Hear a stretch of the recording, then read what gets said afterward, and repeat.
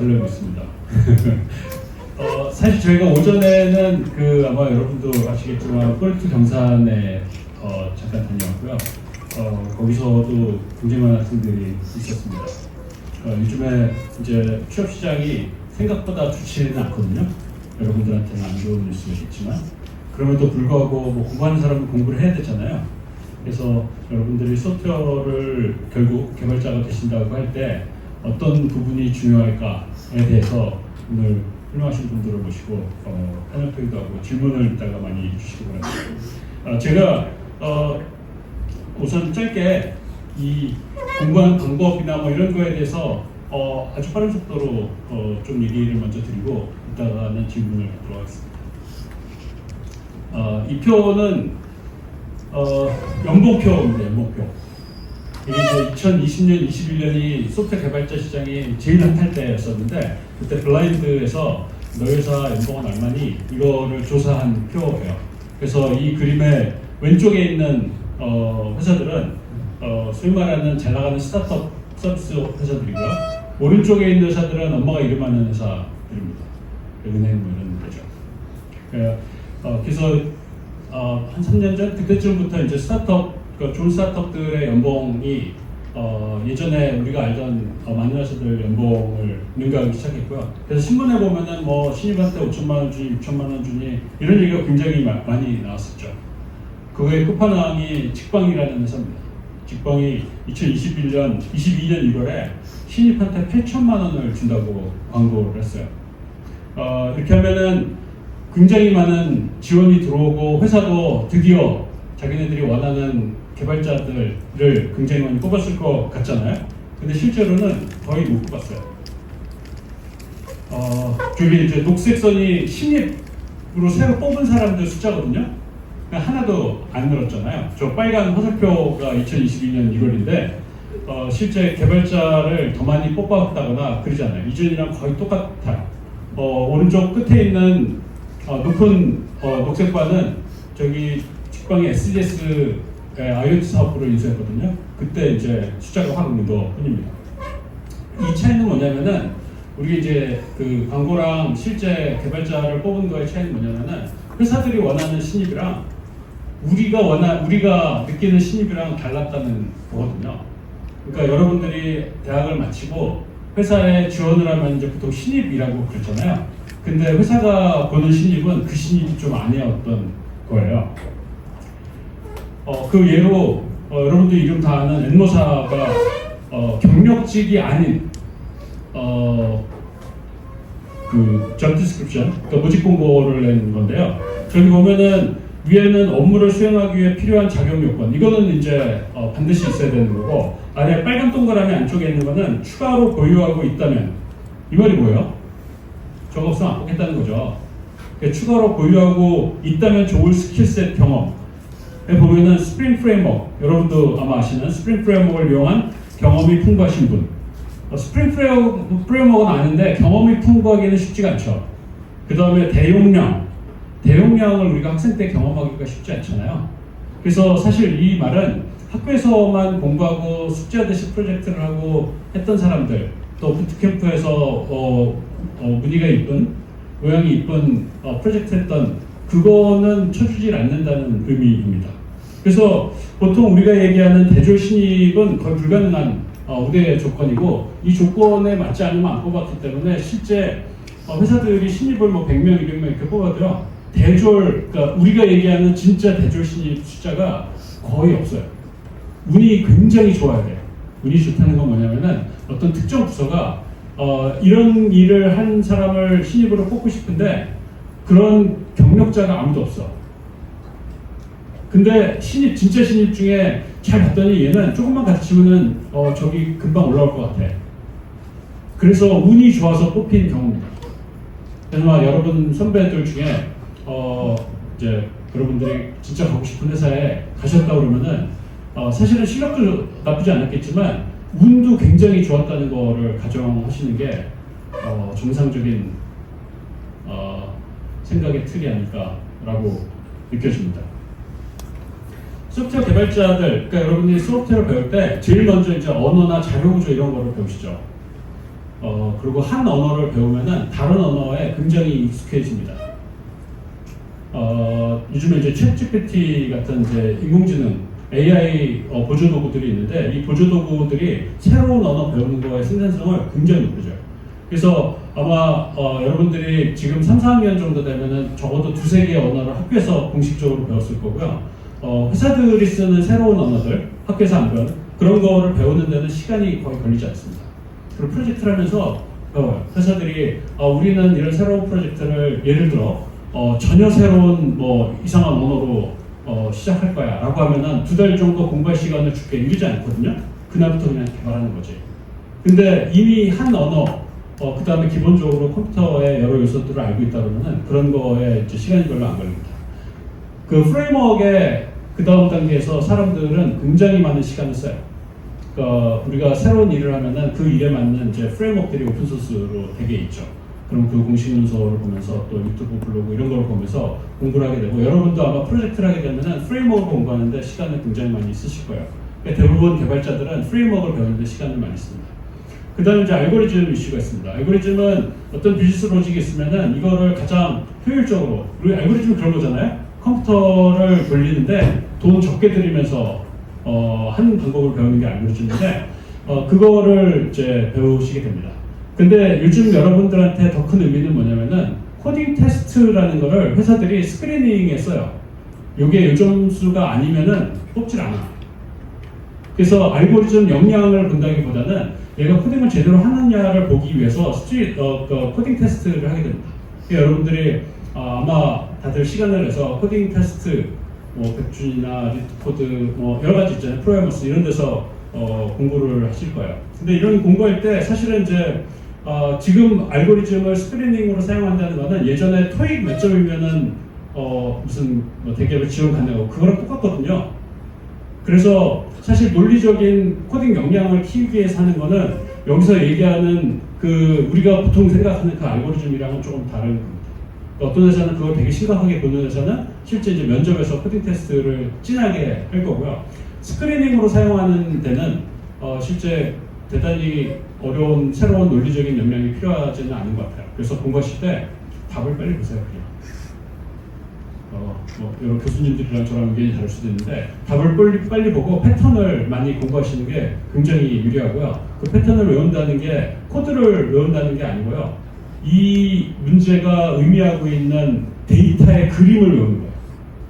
그러니까 알고리즘의 본질은 데이터에 있기 때문에 그 데이터 그림을 그리고 그 그림을 코드로 따라가면서 손으로 이렇게 따라가면서 해보면은 이런 문제는 이렇게 푸는구나라는 패턴이 이제 익숙해지게 되죠. 그러고 나면은 이제 가끔은 그런 거 없이 진짜로 답을 보지 말고 한번 풀어보고 그 역량이 되면 그 다음 단계 문제를 해보고 이런 방식으로 공부하시는 게 맞습니다. 실제 회사들은 알고리즘이 굉장히 중요한 영역이 조금 있기는 해요. 그러면 어떡하냐면은 일단 돌게 만들어. 왜냐면은 도는 게 제일 중요하니까. 그 다음에 퍼포먼스 측정을 쭉 한 다음에 특정 영역에 문제가 된다 그러면 그 부분만 알고리즘만 개선을 해요. 알고리즘을 개선한다는 건 코드가 복잡해지기 때문에 매니지가 어려운 코드가 만들어지거든요, 결국. 그래서 가능하면 안 하려고 해요. 그래서 코드가 잘 돌고 트래픽이 많아서 컴퓨팅 용량이 더 필요해. 그러면 대부분 기도를 하죠. 서버 값이 싸지라고. 서버에서 싸면 되잖아요. 그러니까 컴퓨팅 파워를 늘려가지고 깨끗한 코드를 유지하려는 경향이 사실은 조금 더 있습니다. 근데 이제 최종적으로는 알고리즘을 잘해야 되는 건 맞죠. 그 다음에 이제 CS 코어는 여러분들이 전공 과목에서 배우는 뭐 OS, 네트워크, 데이터베이스, 뭐 기타 등등 그런 것들입니다.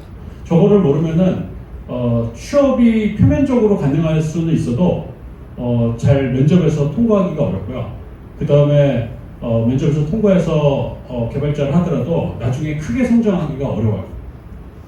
면접에서 되게 중요한 이유는 면접관이랑 피면접자, 그러니까 여러분들이랑 소통을 하는 방식이 안 되는 거죠. 저걸 모르면은 질문을 했는데 실제 전공의 용어로 대답을 못해. 그럼 얘는 모르는구나라고 생각할 가능성이 매우 높죠. 그래서 일단 중요하고 장기적으로는 사실 저 이론을 괜히 배우는 게 아니잖아요.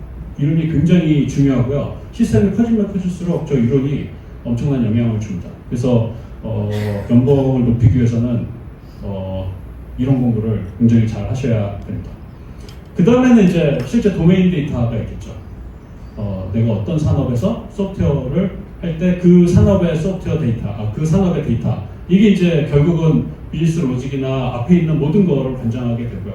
그렇게 해서 한 산업을 경험하고 나면은 다른 산업으로 옮겨가서 그쪽 데이터에 맞는 코드를 만들고 알고리즘을 만들고 이론을 적용하고 하는 방식으로 이렇게 왔다 갔다 하게 됩니다. 그래서 여러분들이 취업을 하시면은 꼭 이름하는 소프트웨어 회사 이런 게 아니라 아무 회사나 가서 소프트웨어를 배우면은 지금은 옛날 같지 않아가지고 작은 회사들도 소프트웨어 개발하는 프로세스나 이게 잘 되거든요. 그래서 거기서 경험을 쌓으시고 그 다음에 다른 회사로 옮겨도 굉장히 좋고요. 그게 소프트웨어 개발 직군이라는 게 이직률이 굉장히 높은 직군인데 그 이직이라는 게 어떤 의미냐면은 내가 소프트웨어 개발자로 취업을 하면은 어떤 회사에 취업한 게 아니라 이 전체 산업군이 한 회사처럼 돼 있어요. 그래서 이쪽 회사에서 경험하면은 이쪽 회사의 데이터를 배우고 이쪽 회사의 프레임워크를 배우고 하면은 우리가 일을 어떻게 하구나를 배워서 다른 회사에 또 취업하고 거기서 또 배우고 하는 게 굉장히 자연스러운 겁니다. 그래서 처음에 좋은 회사 가면 참 좋겠죠. 근데 그게 뭐 불가능하지는 않지만 굉장히 쉽지 않은 거야. 그러면 어떻게 되냐? 거기 갈 때까지 기다리느냐? 이거는 먼저 가보시죠. 다른 데 가서 더 좋은 거를 배우는 게 중요하다고 봅니다. 실제 우리가 뭐 소프트웨어든 아니든 역량을 높이는 많은 방법이 있는데 예전에 여러분들이 학교에서 대학을 올 때까지 또는 대학에서도 하는 방식은 저 아래 까만 점을 쫓아가는 거예요. 수업을 듣고 시험을 봐. 누가 냈는지도 모르는 문제, 이게 왜 문제인지도 모르는 문제를 풀고 점수를 얻어요. 그리고 성적표를 받아요.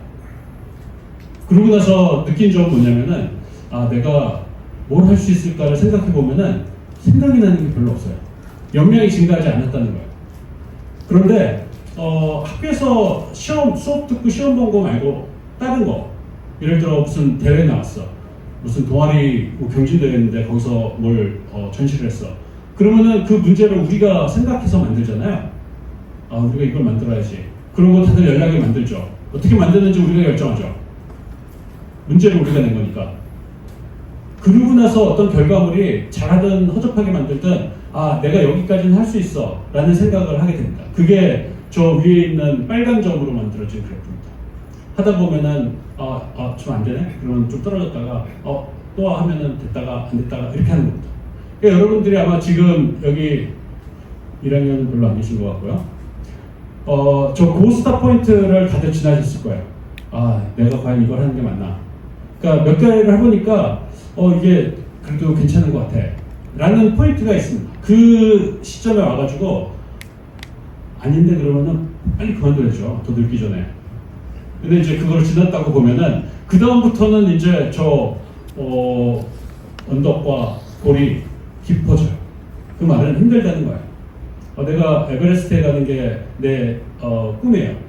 그러면 제일 먼저 뒷동산을 가봐야 되는 거죠. 뒷동산을 가보고 이렇게 쫙 보니까 뭐 아파트 단지도 보이고 집들도 보이고 해서 괜찮네 이런 사람도 있고 별거 아니네 이런 사람도 있죠. 별거 아니면은 이제 에베레스트 갈 이유가 별로 없잖아요. 그래서 포기하면 되고요. 만약에 진짜로 에베레스트 가야 돼 그러면은 엄청난 훈련을 해야 되죠.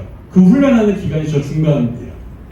암벽 등반 해봐야 되고 있는지도 몰랐던 얼음벽도 막 타야 되고 평생 안 들어본 짐을 메고 산도 올라가 봐야 되고 그래서 저기를 굉장히 힘들게 훈련을 하면서 갑니다.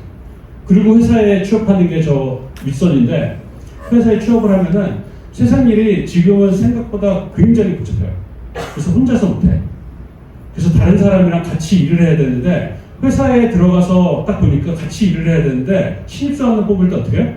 같이 일할 수 없는 애를 뽑을 수가 없는 거예요. 얘는 혼자 잘해. 혼자 잘하려면 천재소년이어야 되죠. 근데 아무리 생각해도 나는 천재소년이 아닌 것 같잖아요? 그리고 같이 일하는 법을 열심히 배웠어야 되는 거예요.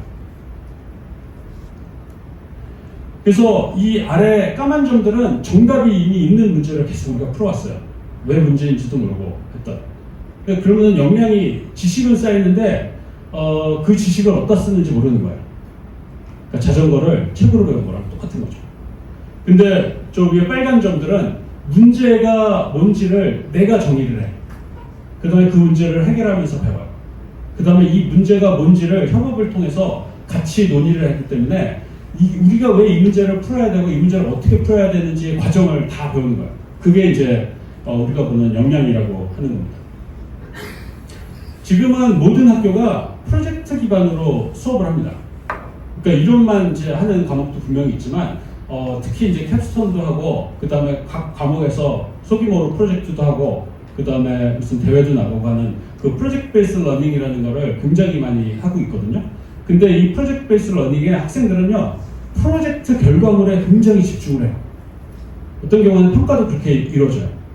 근데 프로젝트 결과물이 생각보다 그렇게 중요하지 않아요. 내가 취업을 하는데 우리 회사는 이런 걸 A라는 걸 만드는 거야. 근데 학생들은 이런 프로젝트를 했다고 이력서에 자랑을 하고 있어요. 근데 회사 입장에서 뭐냐면 우리 회사는 그거 안 만들 건데 그냥 이건 거예요. 그래서 회사가 보고 싶은 건 뭐냐면은 이 프로젝트를 학생들이 할 때 그 과정에서 어떤 기술을 배웠는지가 굉장히 중요한 겁니다. 그래서 PBL이라고 할 때 사실 키워드는 L인 거예요. L. 근데 내가 이 프로젝트를 하면서 프로젝트의 완성도도 중요하지만 그것보다는 이거를 완성하기 위해서 우리가 뭘 배웠어야 되는 게 미리 정의되어 있어야 되고요. 그거를 배워야 되는 거예요. 그걸 빨리 배울 수 있으면 참 좋겠죠. 빨리 배우려면 협업을 해야 되고. 그래서 프로젝트를 하고 나면은 항상 리뷰를 해가지고 우리가 배워야 될 거를 제대로 배웠는지를 확인을 해야 되고요. 당연히 결과물이 제대로 나왔는지 테스트도 해야 되고요. 그 다음에 코드가 아름다운지도 확인을 해야 되죠. 코드가 아름다운 건 왜 필요할까요? 호랑이는 죽어서 가죽을 남기고 개발자는 죽어서 코드를 남겨요. 회사가 나한테 월급을 주는 이유는 코드를 제대로 된 걸 남기라고 주는 거예요. 내가 회사에서 열심히 일했는데 회사에서 열심히 일해서 회사가 돈도 많이 벌고 했어요. 근데 이 사람이 나갔어. 근데 회사가 이 사람이 이제 너무나 훌륭한 일을 했기 때문에 딱 나가면 회사에 데미지가 있을 거잖아요. 회사가 망해. 그럼 안 되잖아요. 회사는 이 사람이 나가도 안 망해야 되는 거예요. 그래서 이 사람이 나가도 안 망하게 일을 하는 게 굉장히 중요하고 그거를 회사들은 원해요. 즉 개발자는 코드 언저리에 있는 약간 의문서 이런 것들을 잘 남기는 게 굉장히 중요하죠. 근데 이제 우리가 프로젝트를 학교에서 하는 입장에서는 그 코드도 중요하고요. 이 코드 뒷면에 있는 이론이 굉장히 중요하죠. 우리가 OS 좋은 거 다 배웠잖아요. 우리가 또 뭐 네트워크에서 여러 가지 많이 배웠잖아요. 근데 내 코드에 내 프로젝트에 그런 요소가 분명히 들어있는데 이론을 모르는 거야. 있는 거 그냥 가져다 쓰니까 잘 돼. 설명해봐. 몰라. 그럼 그게 뭐예요? 학원에서 무치 배운 거랑 똑같은 거예요. 왜 이론을 결국은 알아야 된다는 거죠. 보통 우리가 이제 특히 개발자 동네에서 성장이라는 단어를 굉장히 많이 씁니다. 여러분들은 공부를 해가지고 내가 이것도 알게 되고 저것도 알게 되고 이런 거를 성장이라고 보통 생각하시는데요. 성장은 그런 게 아니고요. 뭔가 제품을 만들 수 있는 역량이 늘어나는 걸 성장이라고 해요. 회사는 머리가 좋고 공부 잘하는 애를 원하는 게 아니야. 제품을 잘 만드는 애들을 원하는 거예요. 그래서 성장이라는 정의를 여러분들이 내가 뭔가를 할 수 있게 된 그 역량이 증가하는 거. 근데 그 할 수 있게 된다는 거의 목표가 제품인 거예요. 제품. 그래서 새로운 제품을 만들 수 있는 역량을 계속 습득해 나가는 건데 그거의 배경은 뭐냐면은 사용자가 있잖아요. 제품은 항상 우리가 학교에서 하는 프로젝트는 사용자가 없잖아요. 만든 건 나도 안 쓰는데 그러면 안 되는 거죠. 그래서 사용자의 요구를 수용해서 개선하고 하는 이런 사이클이 제대로 돌아가는 거를 우리가 제품이라고 하고요. 그 제품을 점점 고도화하고 새로운 제품을 만들 수 있는 역량이 늘어나는 것을 성장이라고 합니다. 근데 이제 공부를 할 때 재미가 있어야 하잖아요. 근데 이 재미라는 게 뭐냐면요. 과정은 원래 재미가 없어요. 무거운 짐 메고 암벽을 올라가야 돼요. 얼음을 타고 올라가야 돼요. 2걸음까지는 재밌죠. 3걸음부터는 이제 하기가 싫겠죠. 아침에 일어나면은 달리기를 해야 돼. 일어나기도 싫은데. 그래서 과정은 원래 재미가 별로 없어요.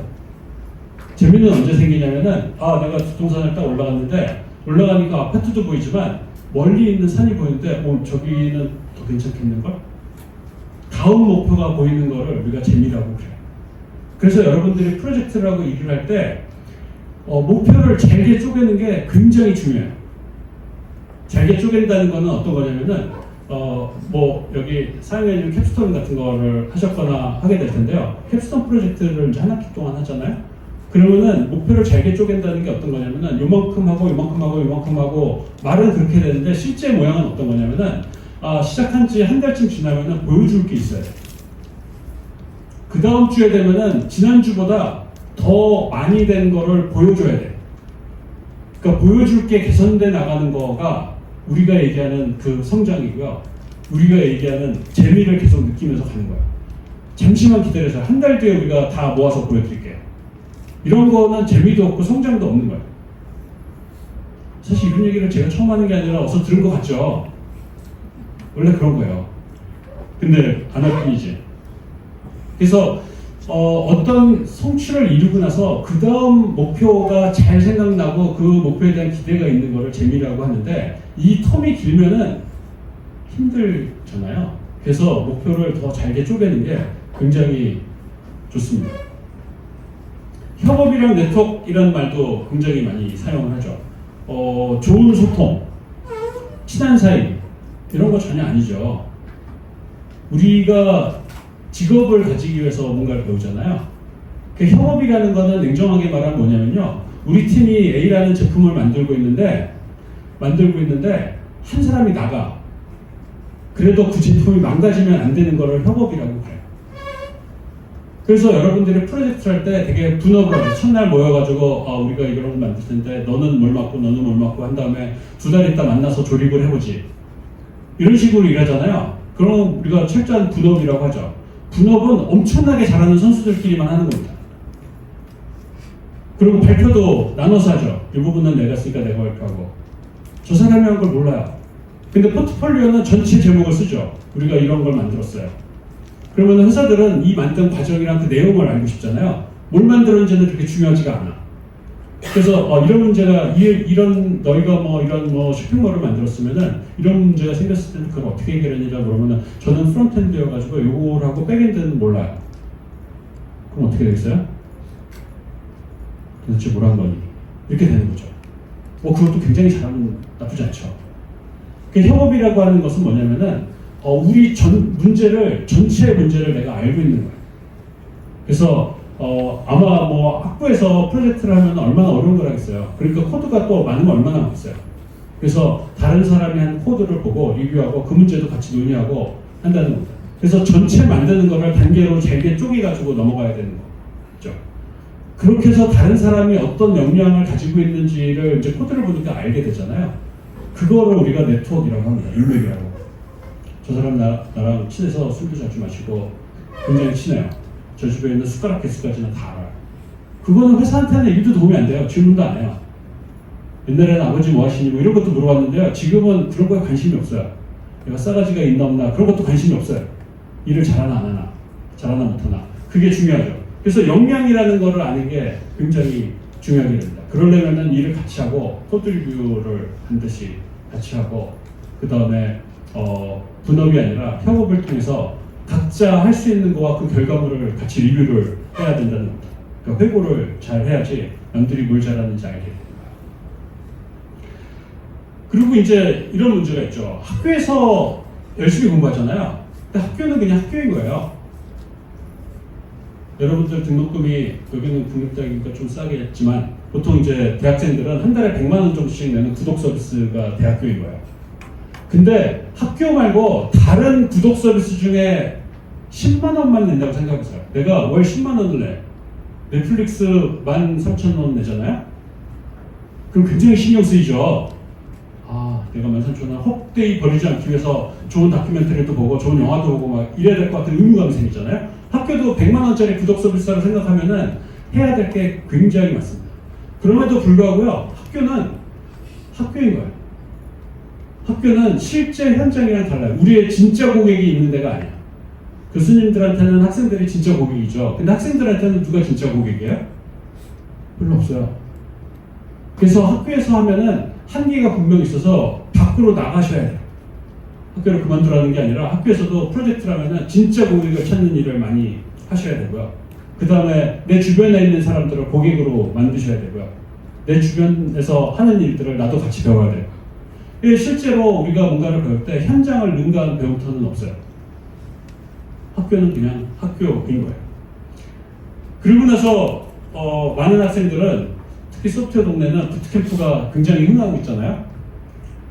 KDT 뭐 이런 거 해가지고 무료로 다닐 수 있는 부트캠프가 많아요. 부트캠프도 또 부트캠프인 거야. 신병교육대라고 있죠. 군대 갈 때 가는. 신병교육대 나온 게 경력이 되나요? 신병교육대 나왔으니까 너는 빨리 진급을 해서 소령도 되고 대령도 되고 별도 딸 수 있어. 이런 얘기하는 사람이 아무도 없잖아요. 신병교육대는 그냥 신병교육대인 거야. 거기서 배워야 될 기본을 잘 배우는 게 굉장히 중요한 거지. 거기서 배울 거를 학교에서도 잘 배웠다 그러면은 저기를 갈 필요가 없었던 거죠. 그러니까 비전공인 학생이 신병교육대 갖고 전공스러운 학교에서 못 배웠던 거를 잘 배우고 그 다음 거기서 프로젝트도 제대로 해서 그 결과를 제대로 만들어 갖고 했다 그러면은 굉장히 좋은 거예요. 그래서 신병교육대 부트캠프에서도 거기 있는 프로젝트를 따라하고 학교처럼 똑같이 해서 결과를 만들었다 그러면은 안 되는 겁니다. 저 사람은 무슨 부트캠프에 갔었기 때문에 네카르쿰에 갔어 라는 거는 그 부트캠프 때문에 간 게 아니라 그 사람이 그 과정에서 뭔가를 했기 때문에 굉장히 잘 배우고 굉장히 훌륭한 걸 만들었는데 그 훌륭한 걸 만드는 과정도 좋았기 때문에 좋은데 취업을 했을 거라는 거죠. 부트캠프에 대해서 환상을 조금 깨시면 좋을 것 같아요. 이따가 부트캠프 운영하시는 훌륭한 분이 계신데, 기본적으로 이제 소프트웨어 개발자들이 내가 잘 크고 있나, 성장하고 있나를 볼 때, 이런 거를 좀 생각하시면 좋을 것 같아요. 내가 언제인지 모르지만 코딩을 하고 있는 나를 발견하고 있어. 코딩하다 보니까 새벽이 됐어. 이게 이제 기본적으로 코딩하는 동작 자체가 나한테 괴로운 동작이 아니어야 되는 거죠. 재미는 잘 모르겠는데 괴로운 동작은 아니어야 되고요. 그 다음에 뭔가를 배우고 있어야 되는 겁니다. 코딩만 하는 게 아니라 내가 이걸 해서 여기 뭔가 필요했는데 이게 옛날에 고등학교 때 배웠던 수학이라도 다시 배웠어. 이걸 하려고 보니까 이런 확률 통계의 새로운 개념이 필요하네? 이런 거를 계속 배우고 있어야 된다는 거고요. 그 다음에 아까 프레임워크에 시간을 제일 많이 쓴다고 했잖아요. 그 프레임워크이 대부분 오픈소스로 되어 있어요. 그래서 내가 관심이 있는 프레임워크이 오픈소스가 어떻게 돌아가고 있는지를 알아야 돼요. 그 내부도 좀 봐야 되고. 그 다음에 커뮤니티에서 발표를 하면 참 좋겠죠. 이런 교회가 많지는 않지만. 근데 지금은 커뮤니티가 예전보다는 활성화가 돼 있기 때문에 지역사회에서도 아마 이런 거를 찾으실 수 있을 것 같고, 누군가의 멘토이며 멘티여야 되는 거야. 후배들을 가르치는 일도 해야 되고, 내가 질문하는 거를 두려워하면 안 되고요. 교수님만도 괜찮지만 교수님은 어렵잖아요. 그러니까 이제 선후배끼리 이런 일들을 잘할 수 있으면 좋겠고요. 개인 프로젝트 리파지토리 문서를 갖고 있어야 돼요. 아마 지금은 모든 이제 소프트 전공 학생들이 GitHub ID를 갖고 있고 이력서에 GitHub ID를 써요. 근데 GitHub ID를 회사들이 다 클릭을 해보거든요. 클릭했는데 숙지한 것만 있어. 알고리즘 공부하다 만 거 있어. 협업의 흔적이 전혀 안 보여. 얘가 커밋한 거를 딱 내용을 봤더니 커밋 로그도 엉망이고 도대체 뭘 했는지 잘 모르겠어. 그러면은 저는 아무것도 아니에요를 선언한 거잖아요. GitHub 리포지토리를 유지한다는 거는 내가 프로젝트를 제대로 하고 있다는 거를 보여준다는 걸 의미합니다. 그거를 잘 해야 되는 거고요. 어느 날 내가 예전에 짠 코드를 봤더니 굉장히 훌륭해. 이런 기억이 있으면 엄청 뿌듯하겠죠. 그리고 코딩 개발에 쓰는 시간이 얼마큼 되는지를 내가 좀 알고 있어야 돼요. 개발자는 결국 돈을 받고 개발을 하고 코드를 남기잖아요. 근데 내가 이 똑같은 코드를 만들기 위해서 얼마나 시간을 썼는지는 내 연봉을 결정하는 거잖아요. 그래서 내 생산성이라는 걸 알고 있는 게 굉장히 중요합니다. 이런 거 얼마나 걸릴까요? 라고 하면은 비교적 비슷한 답을 해야 돼요. 비교적 비슷하다는 거는 10배 이렇게 차이 나면 안 된다는 의미예요. 정확히 맞출 수는 없겠죠. 두세 배 안에 들어오면은 그럭저럭 된다고 보고, 내가 이 문제를 얼마나 해결할 수 있을까에 대한, 얼마나 시간 걸려서 해결할 수 있을까에 대한 추측도 가능해야 되고요. 그 다음에 실제 이전에 어떤 문제를 얼마나 해결했는지를 관리하면은 점점 더 이 시간 관리가 된다는 걸 알 수 있습니다.